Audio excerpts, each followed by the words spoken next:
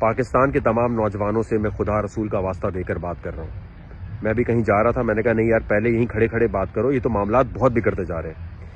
आज अगर आपने इस बात को नहीं समझा, सारी उम्र के लिए आने वाली नस्लें आपकी बर्बाद हो जाएंगी। वक़ार ज़का का पाकिस्तानी कौम के लिए एक बेहतरीन पैगाम है, ख़ास कर नौजवानों के लिए और उन नौजवानों के लिए जो कि सियासी जलसों में जाकर अपना वक्त ज़ाया करते हैं। एक सियासी लीडर के लिए अपना वक्त ज़ाया करते हैं, वो लीडर जो इस नौजवान के लिए, इस कौम के लिए कुछ नहीं करने वाले हैं, बल्कि वो लीडर जो सिर्फ अपने मफाद के लिए इन लोगों का इस्तेमाल करते हैं। एक बहुत बेहतरीन पैगाम है।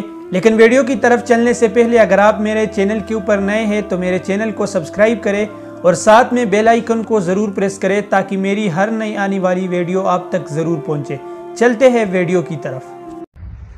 पाकिस्तान के तमाम नौजवानों से मैं खुदा रसूल का वास्ता देकर बात कर रहा हूँ। मैं भी कहीं जा रहा था, मैंने कहा नहीं यार पहले यहीं खड़े खड़े बात करो, ये तो मामलात बहुत बिगड़ते जा रहे हैं।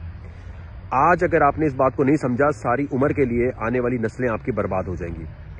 आप ये देखें, चाहे मरियम नवाज का वोट को इज्जत दो की बात हो, चाहे रोटी कपड़ा मकान भुट्टो की बात हो, चाहे हकीकी आज़ादी इमरान खान की बात हो, ये एलीट क्लास लोग मिडिल क्लास और गरीब लोगों को रोडों पे लाके जलीलो ख्वार करवाते हैं।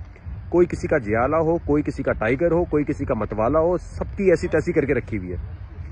पीटीआई के एक कारकुन का इंतकाल होता है हादसे में, किस तरीके से प्रोपेगेंडा करके आपके सामने उसकी लाश के लेके इस्तेमाल किया जा रहा है कि जी इसको उसने मरवाया, इसने उसने। और ये मत सोचो कि मैं किसी दूसरे कैंप का हिस्सा हूं या मैं पीएमएलएन का हिस्सा हूं या पीटीआई से मुझे, अरे भाई आपको बेवकूफ बना रहे हैं। ये पैसा बना चुके हैं, लाइफ में पैसा कमा के एक तरफ हो चुके हैं, इनके बच्चे सारे बाहर बैठे हैं, इनके पास इतना पैसा है कि आज ये सारी जिंदगी कोई काम ना करें तो कोई फर्क नहीं पड़ता। और आवाम कौन पिस रही है? जो अभी तरक्की करना चाहती है, वो नौजवान जो फ्रीलांसिंग करके घर पे बैठ के अभी उसे पैसे कमाने चाहिए, वो नौजवान जो घर पे बैठ के अपने लिए इंटरनेट के थ्रू किसी भी जरिए से पैसे कमाने की जिद्दोजहद कर सकता है, उसको रोडों पे खड़ा किया हुआ है।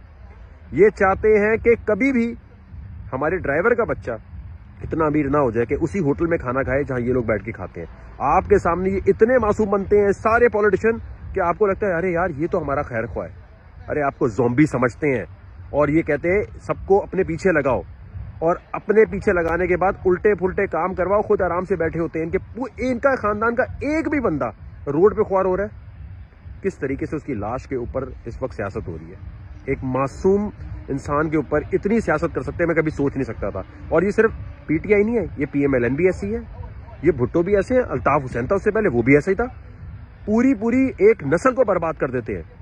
पूरी नौजवान नस्ल जिसको पैसा कमाना चाहिए, अपना फ्यूचर बनाना चाहिए, वो सब कुछ छोड़ के इनके पीछे लग जाती है। और ये है कौन? इनकी औकात क्या है? मैं तुम्हें आज बता रहा हूं, आज अगर तुमने इन सबको छोड़कर घर पे बैठ के अपने पढ़ाई पे तवज्जो नहीं दी, चाहे भाई तू नहीं पढ़ना चाहता लेकिन तू इंटरनेट से तो कमा ही सकता है ना कुछ। अगर आज नहीं सोचेगा, कल को तेरी आने वाली नस्लें, तेरे बीवी बच्चे, तेरे घर वाले सब बर्बाद हो जाएंगे।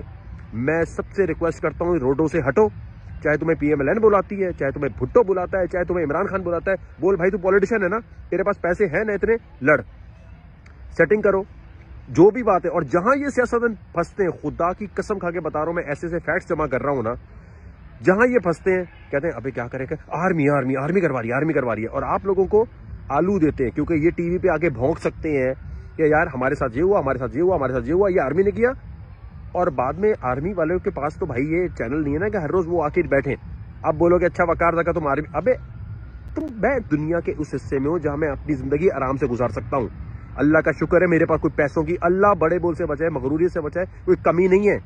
सिर्फ दुख ये होता है कि मेरे पाकिस्तान के नौजवानों को कुत्ते की तरह रोड पे ख्वार किया जा रहा है, कुत्ते की तरह उन्हें ज़ॉम्बी बना दिया है कि हाँ यार यहाँ मुझे हिफाजत करनी है, मुझे अपने लीडर को नहीं मरने देना। अबे अल्ताफ हुसैन के लिए भी ऐसे ही लड़ते थे, पीएमएलएन के लिए भी ऐसे लड़ते थे, भुट्टो के लिए भी ऐसे लड़ते थे 1970 में। सत्यानाश करके रखा हुआ है ये हिटलर सोच के सारे जो पॉलिटिशियंस हैं।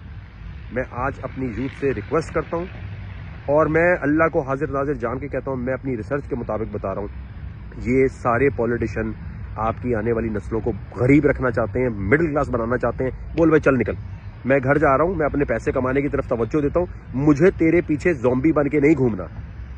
आज अगर नहीं सोचोगे ना तो आज से 10 साल के बाद इसी वीडियो को देख के सोच रहे हो कि काश वकार ज़का की बात हमने सुन ली होती। ये एक हकीकत है। अगर आज हम इस सियासी पार्टियों के बजाय अपनी स्टडी के ऊपर फोकस करें। अगर स्टडी नहीं करते हैं तो किसी दूसरे काम के ऊपर फोकस करें, तो फ्यूचर में वो हमें बहुत कुछ दे सकता है। लेकिन अगर सियासी पार्टियों की तरफ, सियासी लीडरों के पीछे हम इसी तरह भागते रहेंगे तो वो हमें कुछ नहीं देने वाले हैं, बल्कि हम सिर्फ और सिर्फ अपना वक्त ज़ाय करते हैं।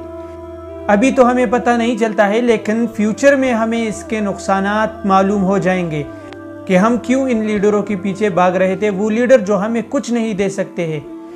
ये एक बेहतरीन पैगाम है और इसके अंदर पाकिस्तानी कौम के लिए एक बहुत बड़ा सबक है।